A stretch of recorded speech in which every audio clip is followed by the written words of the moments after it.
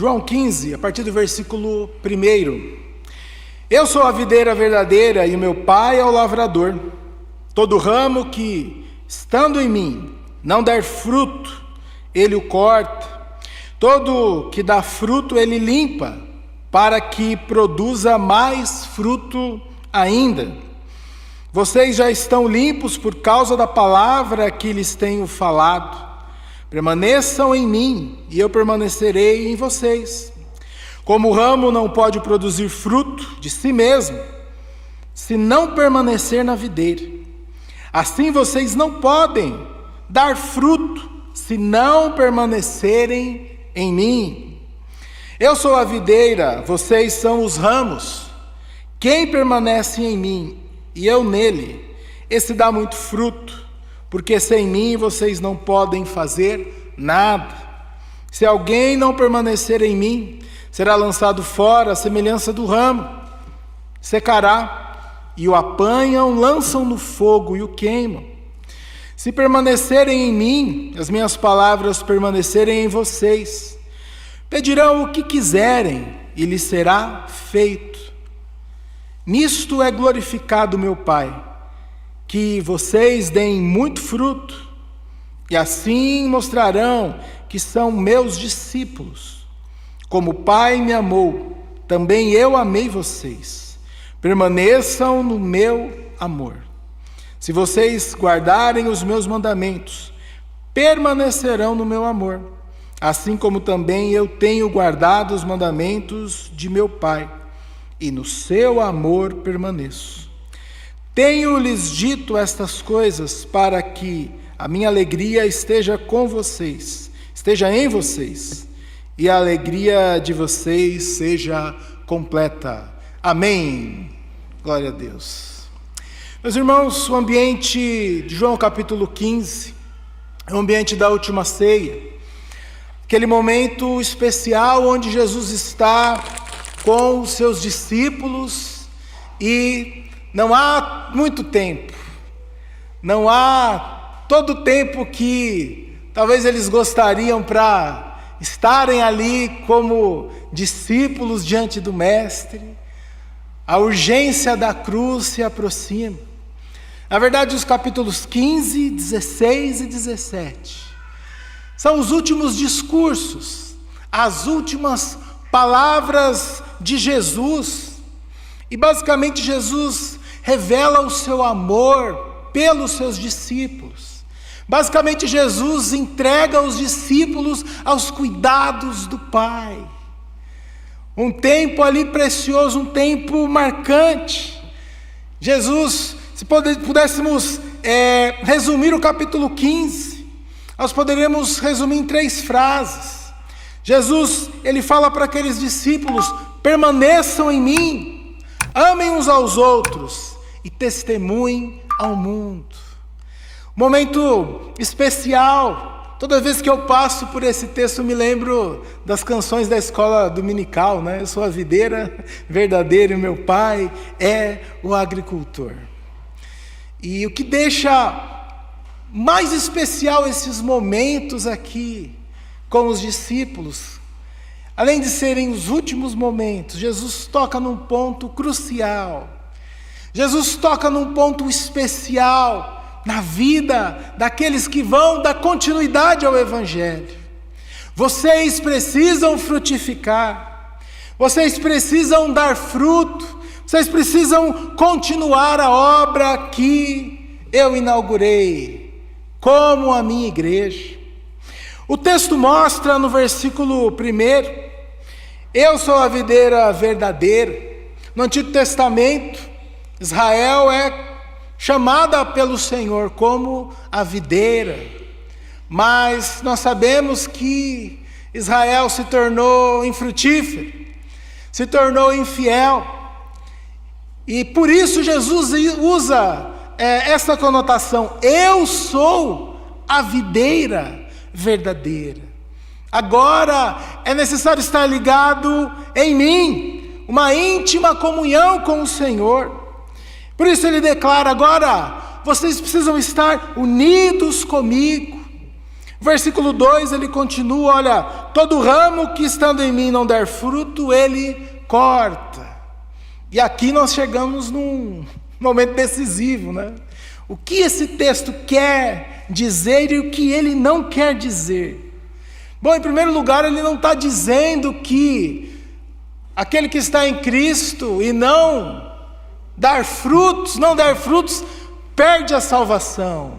Cuidado, não é isso que o texto está dizendo, porque o mesmo Jesus que está sendo enfático aqui no capítulo 15 é o mesmo Jesus de João 6,37, que diz: aqueles que o Pai me dá, virão a mim, e os que vêm a mim de maneira alguma lançarei fora. Temos que ter cuidado aqui na análise do texto. Jesus está dizendo que a ligação com Israel de maneira pactual foi substituída por Cristo. Somos salvos, libertos, somos reconciliados única e exclusivamente por Cristo. Mas o texto também soa como um alerta. As palavras de Jesus em tantas e tantas gerações que já cantaram João 15, já meditaram neste texto, já se surpreenderam neste texto, é que o Senhor Jesus, Ele está condenando um cristianismo aparente, um cristianismo que parece que está vivo, mas não está, parece que está ligado com o Senhor, mas não está. Assim a igreja de Sardes, em Apocalipse capítulo 3, olha, Jesus diz àquela igreja: parece que vocês estão vivos. Quem olhava a igreja de fora via os ministérios, via tudo acontecendo, mas Jesus diz: não, olha, parece que está vivo, mas de fato está morto. Ainda no capítulo 3 de Apocalipse, Jesus olha para a igreja de Laodiceia e diz: olha, vocês se consideram ricos, autossuficientes, mas aos meus olhos vocês são pobres, cegos e nus. Jesus tem uma palavra de advertência para aqueles que talvez desfrutem das bênçãos de estarem unidos à igreja, mas ainda não tiveram a reconciliação efetivada, mesmo ainda não tiveram o encontro salvífico com a videira verdadeira. Ainda, 1 João 2,19, o apóstolo ele aprofunda esse tema. Ele diz sobre aqueles que estavam no corpo de Cristo, mas não pertenciam ao corpo de Cristo. Eles saíram do nosso meio, mas na realidade não eram dos nossos. Saíram do nosso meio, mas se eles saíram é porque eles não eram dos nossos. Ele está dizendo de falsos mestres, pessoas que causaram muitos males, muito sofrimento à igreja de Cristo. O texto ele está dizendo, ele está condenando um cristianismo aparente. Parece que está ligado na videira, mas a poda mostra que de fato não está. O versículo 2: vocês já estão limpos por causa da palavra que eu vos tenho falado. A vontade de Jesus é que os cristãos, versículo 2, eu li o 3. Todo ramo que estando em mim não der fruto, ele o corta. Continuando, e todo o que dá fruto, ele limpa, para que produza mais fruto ainda. Ou seja, a vontade de Jesus é que os seus discípulos, eles produzam fruto, mas que eles produzam mais frutos ainda, que eles sejam cuidados, sejam podados, disciplinados, que eles amadureçam, e que o fruto seja ainda mais visível, ainda mais evidente. Porque tem frutos e frutos, né, meus irmãos? Tem aquele fruto, né, mirradinho, que não dá para nada, mas tem aquele fruto viçoso, que enche os olhos, né? Lá no Mercadão, em São Paulo, tem uns frutos lá que caríssimo, mas é premium, né? Tem frutos e frutos. E a vontade do Senhor para as nossas vidas é que nós produzamos frutos e que essa produção ela continue. Porque, versículo 3, vocês já estão limpos por causa da palavra que lhes tenho falado. Meu irmão e minha irmã, nesta noite, há esperança para cada um de nós, porque uma obra já foi iniciada na nossa vida. Talvez para alguns, quando se fala sobre frutos, fale sobre boas obras, talvez ali um aperto no coração. Ai, qual é o meu fruto? Quais são as boas obras? Jesus está dizendo para aqueles discípulos que em determinado momento vão abandonar o Senhor, vão negar o Senhor, vão se afastar do Senhor. Olha, há esperança para vocês. E eu louvo a Deus pelo texto de Filipenses 1,6, que nos diz: estou certo de que aquele que começou boa obra em vocês há de completá-la até o dia de Cristo Jesus. Talvez falar sobre isso não traga coisas muito boas, né, ao nosso coração, ou um check-up ali de como nós estamos, nos leve a pensar, puxa, eu poderia estar em outro nível, de uma outra maneira, mas não se entristeça. Uma obra foi começada no coração dos discípulos, uma obra para que eles permaneçam no Senhor e para que eles vivam uma vida frutífera no Senhor. Alguns momentos atrás, Pedro estava ali na ceia, na última ceia, no momento do lava-pés, e quando Jesus foi lavar os pés daquele homem, ele se injuriou, falou: não. Os meus pés nunca o Senhor irá lavar. Aí Jesus dá uma dura nele, fala: se não lavar o seu pé, você não tem mais parte comigo. Aí ele viu que a coisa era séria, falou: não, Senhor, então lava tudo, lava a cabeça, lava o corpo inteiro. Se é para lavar, já lava tudo. Se é para fazer uma obra, faz uma obra completa. Aí Jesus disse: não, vocês já estão limpos, já estão purificados. Esse é o sentido. Vocês já estão purificados, todos menos um. Ele estava falando do traidor. Há esperança para nossas vidas, que muitas vezes se mostram infrutíferas, muitas vezes se mostram egoístas. Mas o versículo 4 nos fala sobre esse chamado de permanecer no Senhor, para que Ele permaneça em nós. Permaneçam em mim, e eu permanecerei em vocês. Como o ramo não pode produzir fruto de si mesmo, se não permanecer na videira, assim vocês não podem dar fruto, se não permanecerem em mim. Pode ser a coisa mais óbvia da natureza, né? Cortou o galho de uma árvore, ela já está fadada, aquele galho, aquela parte da árvore está fadado a morrer. Óbvio. É uma ligação orgânica que nós precisamos ter em Cristo, não aparente. Preste atenção nisso. Uma ligação orgânica, vital, um organismo vivo, íntegro, que sobrevive. Uma vida, uma conversão genuína e não aparente. Versículo 5, Cristo é a videira e nós somos os seus ramos.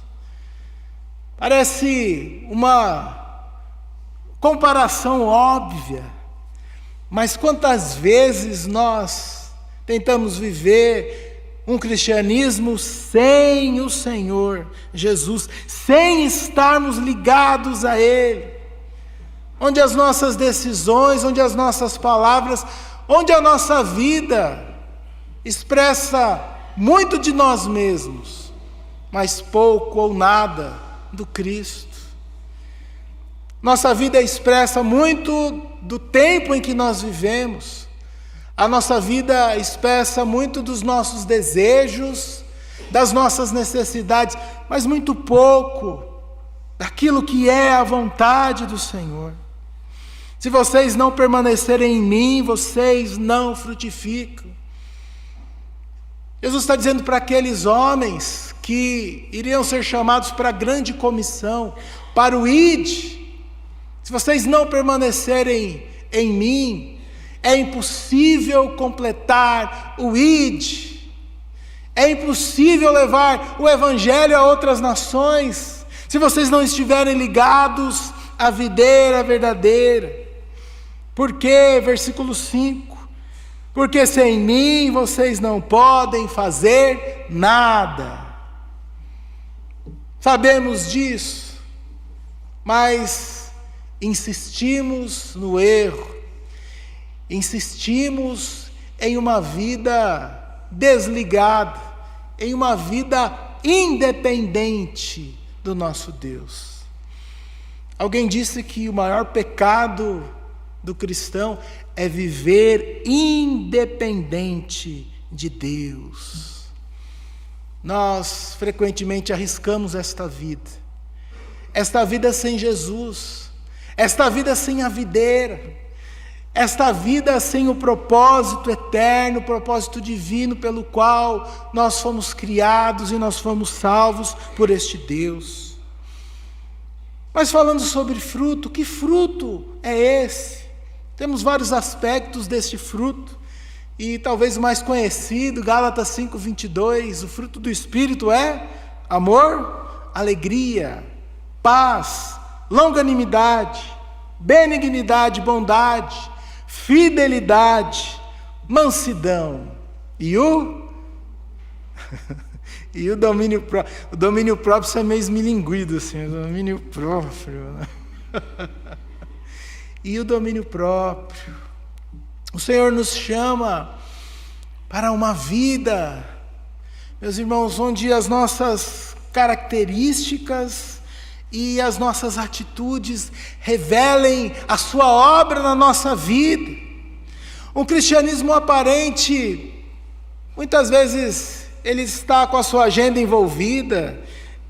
Cristianismo aparente tem muitos compromissos, ou tem uma cara, né, de crente, uma pose de piedoso, mas o verdadeiro cristianismo, o cristianismo orgânico, o vivo, ele demonstra pelas suas atitudes, porque a boa árvore, ela dá bons frutos. O testemunho do Evangelho, também poderíamos dizer, que fruto é esse? É a capacidade que nós temos de pregar com a nossa vida, de levar o Evangelho àqueles que estão perdidos. O verdadeiro fruto também tem a ver com a nossa capacidade de testemunhar o amor de Cristo. Mas Gálatas 2:20, também falando dessa comunhão intrínseca, o apóstolo nos diz: já não sou eu quem vive, mas Cristo vive em mim. E esse viver que agora tenho na carne, vivo pela fé no Filho de Deus, que me amou e se entregou por mim. É uma fusão, meus amados irmãos, uma fusão onde não há duas vidas, não há dois propósitos, mas uma vida. Já não sou eu quem vive, mas Cristo vive em mim. Essa vida que eu vivo agora, eu vivo pela fé, eu vivo para glorificar o meu Deus. Eu não vivo para satisfazer os desejos efêmeros do pecado, as necessidades passageiras da minha carne, da minha vida, mas eu vivo pela fé no Filho de Deus, que me amou e se entregou por mim. Se permanecer em Cristo é vida, fora dele, condenação. Jesus deixa bem claro, e a imagem aqui de João 15 é chocante. E se ela é chocante, eu creio que esse foi o sentido mesmo das palavras do Senhor. Versículo 6: se alguém não permanecer em mim, será lançado fora, a semelhança do ramo, e secará. E o apanham, lançam no fogo e o queimam. Em Cristo a vida em abundância, vida de frutos, vida de transformação, vida de reconciliação. Fora de Cristo, condenação. Fora de Cristo, uma vida eterna, longe da sua presença, longe das bênçãos eternas do Senhor. Permanecer no Senhor de tal forma que a vontade do Senhor e do servo, elas sejam fundidas, elas se tornam uma só. Aí que nós entendemos a expressão Cristo vive em mim, e aí nós podemos entender o versículo 7. Se permanecerem em mim, as minhas palavras permanecerem em vocês, pedirão o que quiserem e lhes será feito. Mas esse pedido não é de alguém que quer colocar todos os seus devaneios diante do Senhor, né? Quantas vezes já fizeram o que quiseram com esse texto, né?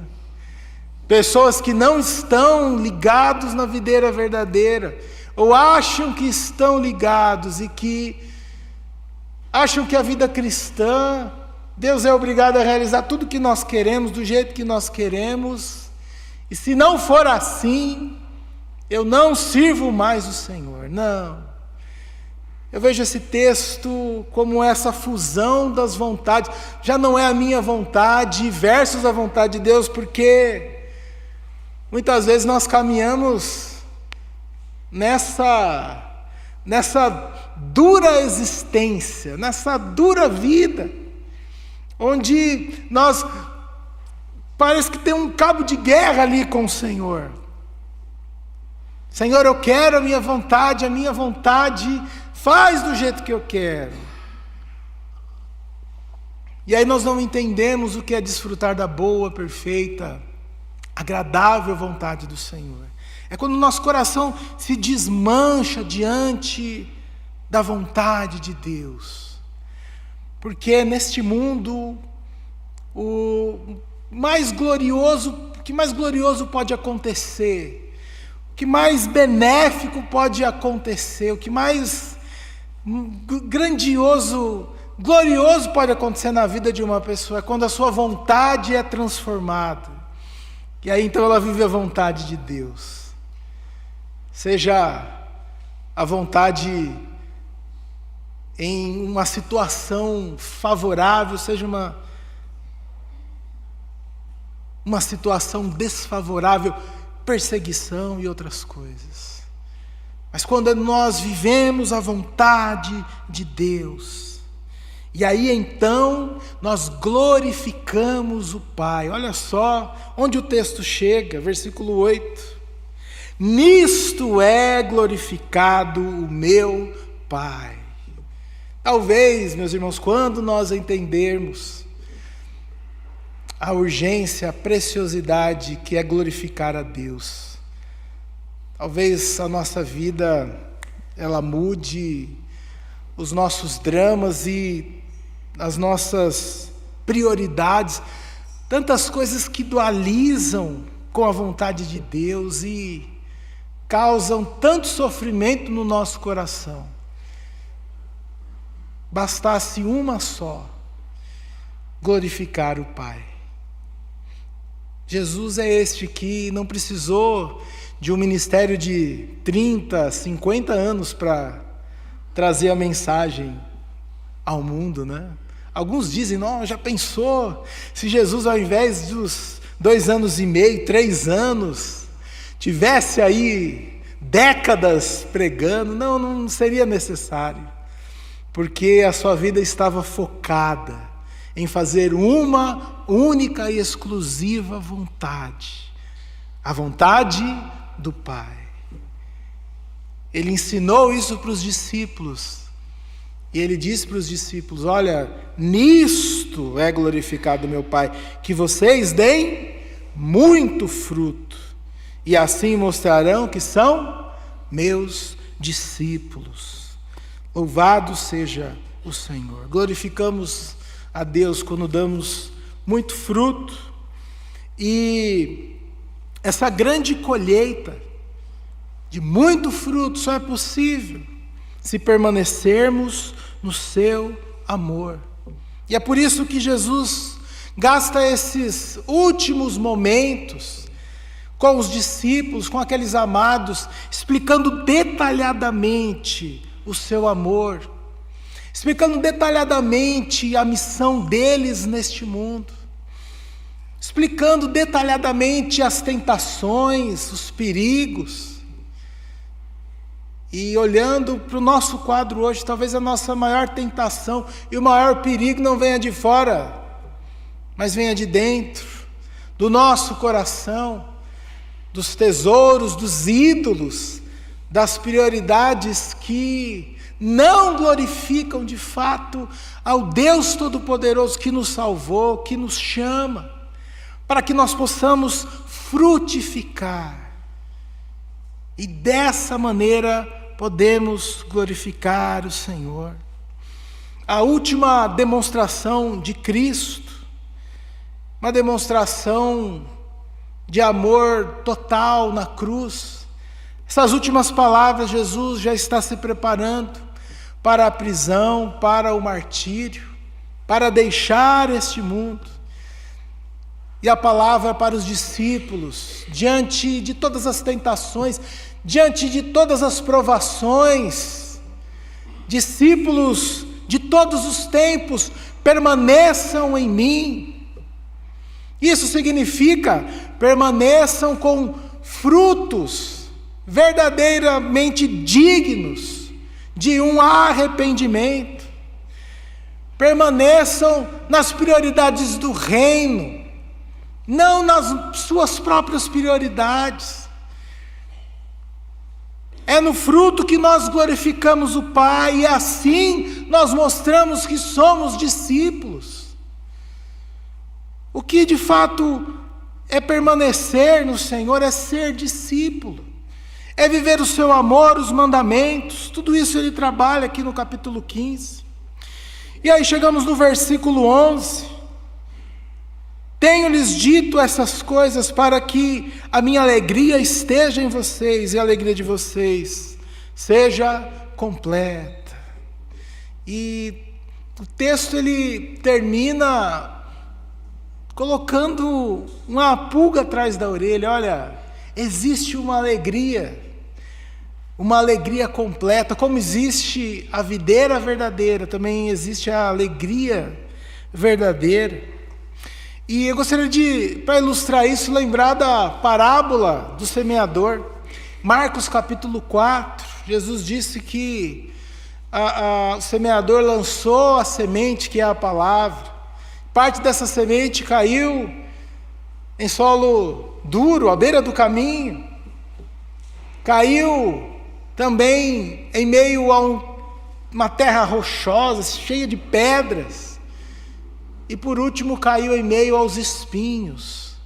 E essa parábola é uma bênção, meus irmãos, porque Jesus, ele conta a parábola e ele explica a parábola. Então fica fácil para entender.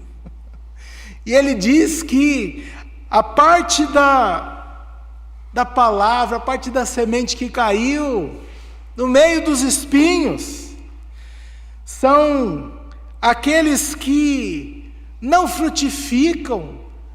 A mensagem ali, ela é oprimida, ela é sufocada, porque pelas preocupações do mundo, pela fascinação das riquezas, pelas ambições que sufocam a palavra, e aí a semente fica infrutífera. Olha só onde eu quero chegar. As coisas deste mundo têm o poder de tornar a vida de um crente salvo por Jesus Cristo, tem o poder de tornar uma vida infrutífera. As coisas que prometem alegria, prometem satisfação, prometem uma vida descolada e uma vida diferenciada, muitas vezes isso traz tristeza traz dor ao nosso coração. Quantas e quantas pessoas não deixaram os alvos eternos, sublimes do Evangelho, para se enredarem nas coisas deste mundo? E como isso compra o nosso coração? Como isso rivaliza com a vontade eterna de Deus? Eu creio que Jesus está falando para discípulos que, como o nosso coração, todas as vezes temos as nossas ambições, as nossas necessidades, e isso vai muitas vezes causando dores, angústias, medos. Temos alvos que muitas vezes não são alvos de Deus para a nossa vida, e o resultado disso é frustração. Não é verdadeira alegria, não.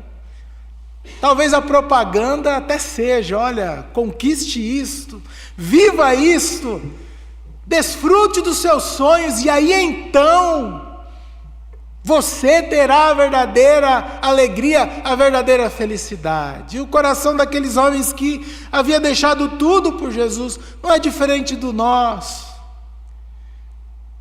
que talvez aqui, esse domingo, 8h10 da noite, já está pensando nos desafios da segunda-feira, dos sonhos que precisa correr atrás, dos compromissos, e como isso tem o poder de nos sufocar. Às vezes o corpo está aqui, a mente, só Deus é quem sabe. E como isso traz dores e frustração, medo para nosso coração. Mas Jesus diz no versículo 11, olha, eu digo a vocês essas coisas para que a minha alegria esteja em vocês, e para que vocês desfrutem de uma alegria eterna, completa, uma alegria que não tem prazo de validade, uma alegria que não pode ser roubada, uma alegria que é indizível. Quando nós frutificamos, quando nós vivemos o Evangelho, quando esse Evangelho ele toma conta de todas as áreas da nossa vida. Ah, meu irmão, que desafio! Que desafio para a igreja de todos os tempos, e ainda mais para o nosso tempo, diante de um mercado aí grandioso, que vem de sonhos, promessas, mas que não satisfaz o vazio do coração humano. Se Jesus é a videira verdadeira, só Ele tem a alegria verdadeira, não aquela alegria que hoje está tudo certo e amanhã está lá no fundo do poço. Não, não é essa alegria. Se Jesus Cristo é o único caminho para o Pai, Ele também é o único caminho em meio a este mundo tenebroso, que vende propagandas, mas que não pode entregar, que vende produtos e coisas que estão muito além do fruto que glorifica o Pai. Amém, meus irmãos? Que desafio essa palavra nos traz, e eu queria apresentar uma aplicação nesta noite. Jesus está falando aqui, Ele nos ensina sobre a urgência de um cristianismo com frutos. Ele está diante dos seus discípulos, das últimas palavras, e Ele tem pouco tempo. Ele fala, olha, é urgente, é necessário, não é opcional, não é se vai dar tempo, não é se você vai fazer primeiro os seus sonhos e depois realizar aquilo que eu te pedi, não é se você tiver vontade, se o tempo for favorável, não, não é nada disso. Na verdade, o fruto é um resultado, o texto diz isso, da permanência do crente na videira. E ponto. É simples. O fruto, ou a falta do fruto na vida do crente, revela o quanto ele está ligado ou ele está desligado dessa videira. O fruto ou a falta dele mostra a qualidade do cristianismo que nós estamos vivendo, as prioridades, quais elas são de fato. Eu e você podemos dar bons frutos para glorificar a Deus, mas isso não é uma coisa que esquenta muito a nossa cabeça. Nós não ficamos em crise porque nós não estamos dando fruto. Ninguém liga para o pastor, sei lá, pastor Marcelo, já ligaram para você? Alta hora da noite, pastor Rodrigo, ligaram para pastor, me ajuda porque eu não estou frutificando. Pelo menos nunca ninguém me ligou, altas horas da madrugada, em crise porque não estava dando fruto. Já me ligaram por outras coisas, né?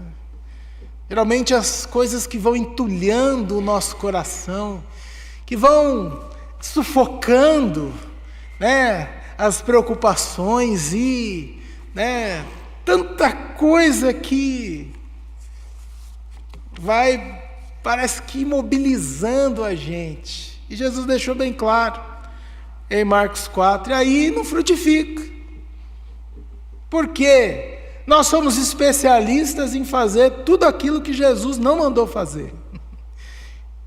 E ali a vida cristã fica emperrada, fica pesado o negócio. Como as nossas atitudes, como as nossas ações têm demonstrado a graça de Deus para o mundo perdido.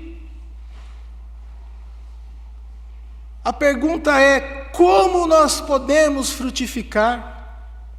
Marcos 4:20, o Senhor nos diz: os que foram semeados em boa terra são aqueles que ouvem a palavra e recebem, frutificando em 30, 60 e até 100 por um. 100 vezes mais o que foi semeado. Uau, que fruto! E às vezes nós olhamos o fruto do outro e em vez de glorificarmos a Deus, a gente fica triste, né? E somos pecadores, né? Deus está, Filipenses 1:6 está completando essa obra na nossa vida. Mas Jesus está dizendo aqui que a produtividade, ela é de acordo como discípulo, de acordo com o quanto nós abrimos o nosso coração para esta graça, para esta mensagem. O quanto nós podemos dizer ao Senhor: Senhor, eis-me aqui, Senhor. E se esse desejo no meu coração não vem de Ti, mata ele, tira ele do meu coração. Se esse desejo for para emperrar e eu não produzir frutos dignos de um encontro com o Senhor, por favor, elimina ele da minha vida. Quantos de nós temos essa coragem de colocar um sonho diante de Deus e falar: Senhor, se não é o Teu sonho, mata ele. A nossa vida vai rivalizando com a vontade de Deus e nós perdemos essa maravilhosa graça, essa bênção de produzir frutos que glorificam o Pai. E o que vai permanecer dessa geração? Olha só o versículo 16, capítulo 15, versículo 16. Jesus diz assim: não foram vocês que me escolheram, pelo contrário, eu os escolhi, os designei para que vão e deem fruto, e o fruto de vocês permaneça, a fim de que tudo o que pedirem ao Pai em meu nome, Ele lhes conceda. O texto vai fazendo uma escala, né? Dar o fruto, produzir mais fruto, muito fruto. E o último ponto é que esse fruto, ele permaneça. E a pergunta é: qual é o fruto que vai permanecer da nossa geração? Em geral, eu acho que vai permanecer muito pouco. Porque todos os dias nós temos visto, sejam os pregadores aí com milhares de seguidores, mercadejando o Evangelho, vendendo e negociando o Evangelho, falando de coisas, prometendo coisas que Jesus não prometeu, extorquindo pessoas, um evangelho adulterado, pregadores e figurões que têm muito deles mesmos, mas tem nada, quase nada de Cristo na sua mensagem, e isso não vai permanecer. A pergunta é: o que irá permanecer deste tempo, meus irmãos? O que irá permanecer? Para encerrar essa mensagem, o Senhor nos ensinou que para frutificar, nós precisamos o quê? Morrer.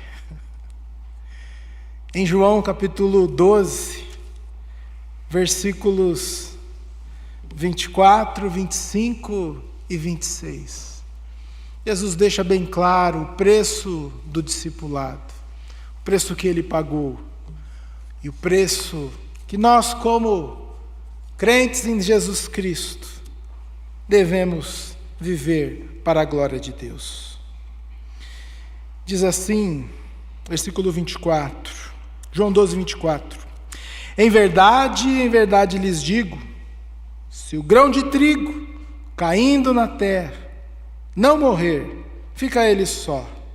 Mas se morrer, produz muito fruto. Todos juntos? Quem ama a sua vida, perde-a. Mas aquele que odeia a sua vida neste mundo, irá preservá-la para a vida eterna. Se alguém me serve, siga-me. E onde eu estou, ali estará também o meu servo. E se alguém me servir, meu Pai o honrará. Para mim, passar por esse texto sempre é crise, porque é uma perguntinha lá no fundo do meu coração. E aí, Tiago, você já morreu? Porque se o grão de trigo, se o crente ele não negar-se a si mesmo, tomar a sua cruz, não morrer para as coisas deste mundo, ele pode se tornar muito bem sucedido, pode se tornar uma pessoa muito famosa e tantas coisas aí, né? Ter alguns milhões de likes e ganhar muitos títulos, prêmios, né? Mas ele pode perder a sua vida, perder o propósito da sua vida, perder a bênção de glorificar o Pai que está nos céus. Que essas palavras possam desafiar nossa mente, o nosso coração, e nos tirar de um cristianismo aparente para um cristianismo cheio de frutos, para a glória de Deus. Amém, meus irmãos?